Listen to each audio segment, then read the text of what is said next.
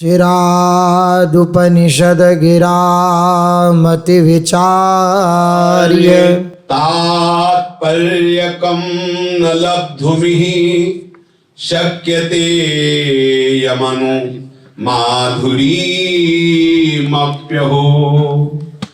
तमाप्यनुभवेन् महारसनिधिं यदा वाशत् तदेव परमं मम स्फुरतु धाम वृंदावनम। श्री धाम वृंदावन परम कृपालु, परम उदार और सर्व सामर्थ्यशाली है, क्योंकि परम सामर्थ्य से युक्त जितने भी अनंत ब्रह्मांडों में ईश्वर कोटि के महापुरुष हैं, वो सब प्रभु श्री कृष्णचंद्र जी के चरणों के बल से ही बलवान हैं, सामर्थ्यवान हैं। और महाबल, महाशक्ति, अनंत ऐश्वर्य वैभव जिनके चरणों में लौटता रहता है, ऐसे प्रभु श्री कृष्ण जिनके श्री चरणों को अपने कर कमल में पीतांबर पधरा करके फिर दुलार करते हैं, नेत्रों से लगाते हैं, हृदय से लगाते हैं, ऐसे इसी चरण चिन्हों से चिन्हित महासामर्थ्यशाली श्री वृंदावन धाम है। श्री वृंदावन धाम की जो अनंत महिमा है, उसका अनुभव हमें इसीलिए नहीं हो पा रहा है कि हमारा अहम ऐसा बढ़ा हुआ है कि वो ये महाप्रेम रस की प्राप्ति के लिए जो दैन्यता चाहिए, जो अधीनता चाहिए, वो जागृत ही नहीं कर पा रहा है। ये अहम ही बाधा पहुंचा रहा है।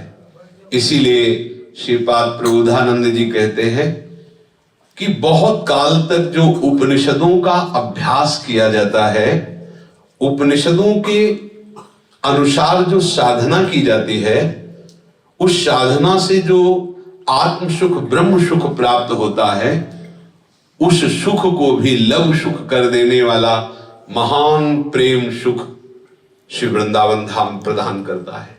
चिराद उपनिषद गिरामति विचार्य, चिरकाल तक जो उपनिषदों के वाक्य का विचार करता है, अर्थात ब्रह्म सत्यम जगन मिथ्या, फिर उस विचार से जो अनुभव में आया अहम ब्रह्मास्मि, मैं ब्रह्म हूं, इस सिद्धि पर भी जो सुख नहीं है, वो सुख वृंदावन की भूमि केवल दैन्य भाव से वास करने पर प्राप्त करा देगी। दैन्य भाव से, अधीनता, जहां हमारे अखिल लोक चूड़ामणि प्रभु स्वयं इस रस का रसास्वादन करने का आचरण करके दिखाते हैं कि प्रियाजू की जो निज सहचर्या हैं, उनके चरणों में प्रणति होते हैं, प्रणाम करते हैं और दैन्य वचन के द्वारा उन्हें प्रसन्न करके फिर श्री जी की सेवा स्वीकार करते हैं। यद्यपि वो राधा धन के धनी हैं, वो आदेश कर सकते हैं, पर ऐसा नहीं। यत् किंकरीषु बहुशः, जिनकी दासियों को चाटुकारिता करते हैं। हमारे हृदय में जो कुछ कूड़ा भर गया है कि मुझे ज्ञान है, यही अज्ञान है।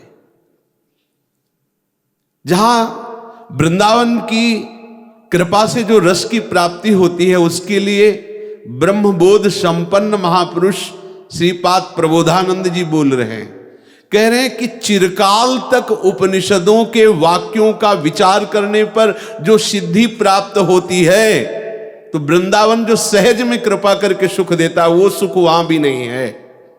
अर्थात उपनिषदों की सामर्थ्य नहीं है कि वो जो वृंदावन वृंदावन की रज, वृंदावन के रसिक, वृंदावन की लता, वृंदावन के आश्रय से सुख प्राप्त होता है, वो उपनिषद प्रदान कर सके जो वेदों के शिरोभाग पर विराजमान है। कह रहे हाय, अणुमात्र भी ये सुख नहीं है वहां। अगर कोई और बोलता तो होता है कि एक ही तरफ का अनुभव किए हुए बोल रहे, पर श्रीपाद तो ऐसे महापुरुष हैं जो ब्रह्मबोध का भी अनुभव किए हैं, तभी वो कह रहे हाय, अणुमात्र भी ये माधुरी, ये महासुख नहीं है। उपनिषदों के द्वारा विचार करने पर जो सिद्धि होती है अहम ब्रह्मास्मि, उसमें यह सुख नहीं, अणुमात्र भी। परंतु कोई केवल वृंदावन वास का नियम ले ले, अब ये बातें समझ में नहीं आती है ना। वो अहंकार प्रेरित करता रहता है क्रियाओं में, मन बुद्धि प्रेरित करते रहते हैं, माया के प्रेरित होकर के नाना प्रकार के विषय पदार्थ, स्थान, मान, सम्मान, लाभ, हानि, इन द्वंद्वों में, इसलिए हम समझ नहीं पाते हैं। जैसे माँ का आंचल पकड़ करके बालक बैठ जाता है तो माँ अपने वक्षा स्थल का निर्मल दूध पान कराती है, ऐसे वृंदावन को माँ की तरह पकड़ लो तो वृंदावन प्रिया प्रीतम का अद्भुत प्रेम रस पान करा देगा। वृंदाटवी अत्यंत कृपालु, श्री लाडली लाल पर कृपा करके जैसी जैसी उनकी इच्छा होती वैसा दुलार करती है। बहुत कृपालु वृंदावन है, लाडली लाल से भी बढ़कर कृपा करने वाला वृंदावन धाम है। जो श्री वृंदावन का केवल वास करता है, यदा वासत, दूसरी बात नहीं कह रहे, केवल वास स्वीकार कर लेता है तो उसे माधुरी का अणु नहीं समुद्र मिलता है। श्रीपाद कह रहे हैं तमाप्यनुभवेन महारसनिधिम यदा वासत, केवल वास करने से महामाधुरी का अद्भुत समुद्र अवगाहन करने को प्राप्त होता है। ऐसे सर्वोत्कृष्ट सीधाम वृंदावन में ही केवल मेरा चित्त रहे। ध्यान देने योग्य बात है, पहली बात कही शरीर के वास की और दूसरी बात कही मन के वास की। मेरा मन, मन बुद्धि चित्त हम, ये अंतःकरण चतुष्टय कहा जाता है, पर ये एक ही है। संकल्प विकल्प के कारण मन कहा जाता है, निश्चयात्मिका वृत्ति होने के कारण बुद्धि कहा जाता है, चिंतन वृत्ति होने के कारण चित्त कहा जाता है, क्रियाओं की स्वीकृति के कारण अहम कहा जाता है। तो हमारा मन भी केवल वृंदावन का ही चिंतन करे। अब ये कठिन बात हो गई। प्रेम समुद्र प्राप्त करने के लिए दो बातें इसमें आई, ना वेदों में है ना वेदों के शिरोभाग उपनिषद में है। आगम निगम पुराण अगोचर सहज माधुरी रूप निधिम, ये जो रूप निधि प्रिया प्रीतम का विलास है, ये शास्त्रों में, वेदों में, पुराणों में, या शास्त्रज्ञ या पुराणज्ञ या महामहिमामय ऋषि मुनियों के भी अगोचर विषय है। ये केवल वृंदावन प्रदान करता है। अब ये वृंदावन के पार्षद हैं, लताएं, यमुना जी, रसिक जन, रजरानी जी, ये उनकी निज जन है, प्रेरित कर देते हैं, कृपा कर। रजरानी कोई जड़ वस्तु नहीं है, ये चिदानंद है। वृंदावन वास का नियम शरीर से और मन से भी अब थोड़ा कठिन पड़ गया। अब इसके लिए बिना रसिक संग के मन वृंदावन वासी नहीं हो सकता। शरीर, वैसे शरीर से भी वृंदावन वास बिना भगवत प्रेमियों के नहीं हो सकता, वृंदावन के रसिकों की कृपा के बिना नहीं हो सकता, यह सिद्ध बात है। पर अगर कहीं ऐसा सौभाग्य प्राप्त हो जाए वृंदावन वास का, तो मन को वृंदावन वास कराने का केवल एक ही उपाय है। प्रियालाल के अत्यंत लाडले जो अनुराग रस में डूबे हुए रसिक जन हैं, उनका संग, बिना उनके संग के ये मन इस प्रेम रंग में रंग ही नहीं सकता। कह रहे श्रीपाद प्रबोधानंद जी, अद्य स्वो वायास्यतीदं कुदेहम सर्वे भोगायांति तत्र स्थितेपि तस्मात् सौख्याभास उच्चैर विभाति नित्यानंदे नंद वृंदावनांतः। भैया क्यों देर कर रहे हो? तुम्हारे शरीर की एक अवधि है, अवधि खत्म हुई कि सब तुम्हारा धरा रह जाएगा, ये करना वो करना ये वो। आज मरो या कल मरो, मरना है तुम्हें। अद्य सोवा यास्यतीदम कुदेहम, ये देह जिसे बहुत तुम प्रीतम मान रहे हो, ये नष्ट होगी। आज हो या कल हो, होना ही है पक्का। तो जितने भी भोग हैं वो भी नष्ट होने वाले हैं, क्योंकि जिन भोगों को भोगने वाला शरीर ही नष्ट हो जाएगा तो भोग किस काम के। आज हो या कल पक्का होगा।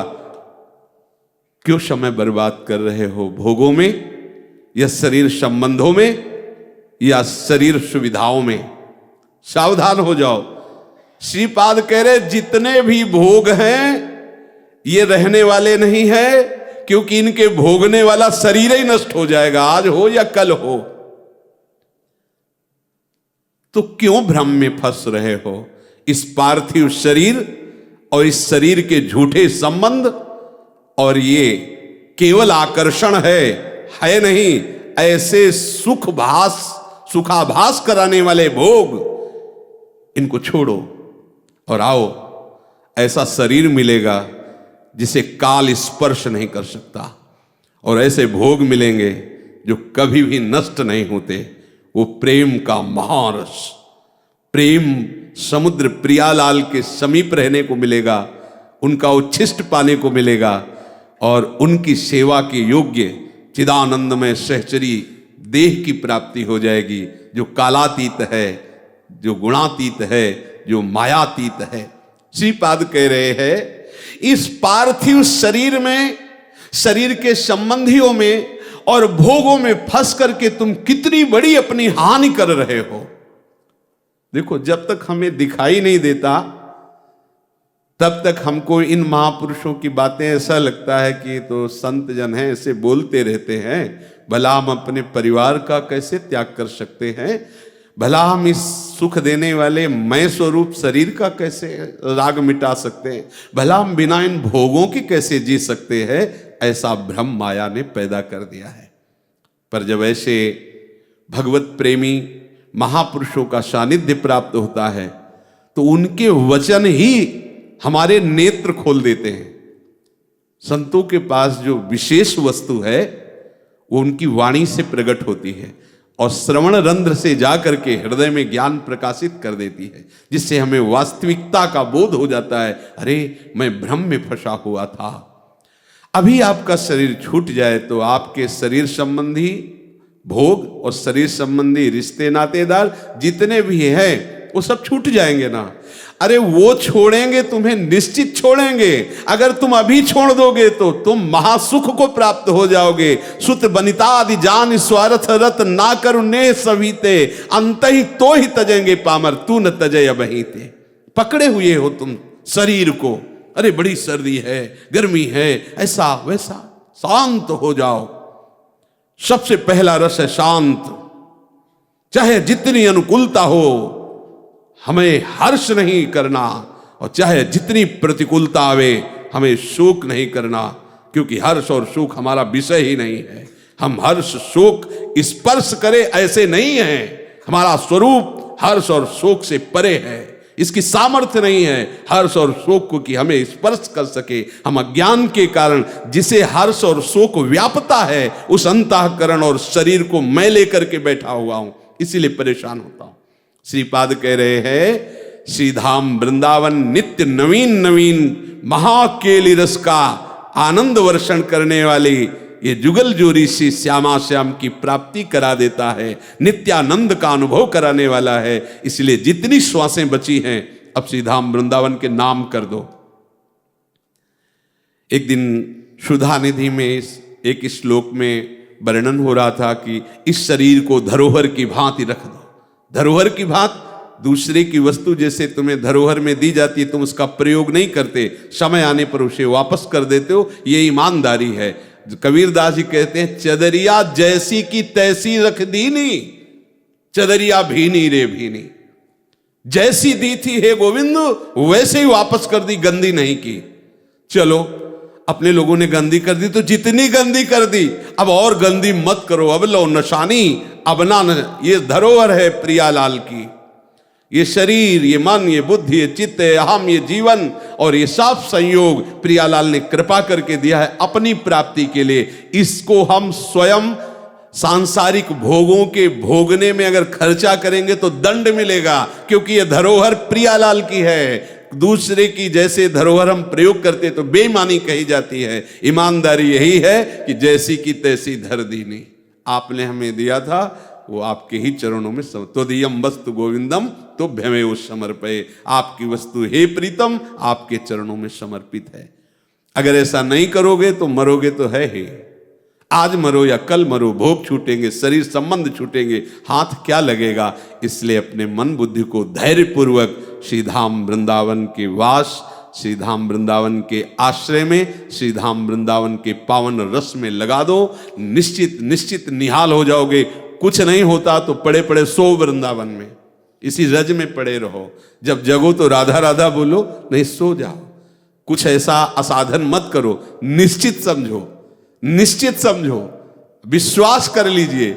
यहां वास ही इतना महान भजन है कि उसकी समानता बड़े बड़े भजनानंदी बाहर के नहीं कर सकते। और देश के बसत ही अधिक भजन जो होए, ये सम तो पूजत नहीं, वृंदावन रहे सोए। तो देखो, जब इतना लाभ वृंदावन सोने में देखता है, तो अगर हम जग के लीला गायन करें तो कितना आनंद मिलेगा। तो हम धैर्य पूर्वक, बिल्कुल घबराना तो है ही नहीं। इस मार्ग में घबराना का मतलब है संशय करना। बिल्कुल संशय मत करो। धाम के आश्रय से, लाडली जी के आश्रय से हमारा काम बन गया। धैर्य पूर्वक अपने शरीर को वृंदावन धाम में और मन को वृंदावन की पावन लीलाओं में रसिकों के संग से लगा दो, निहाल हो जाओगे। इससे बड़ा कोई भी साधन का फल नहीं है। समस्त साधनों का सार फल यही। श्री राधा वल्लभ लाल की।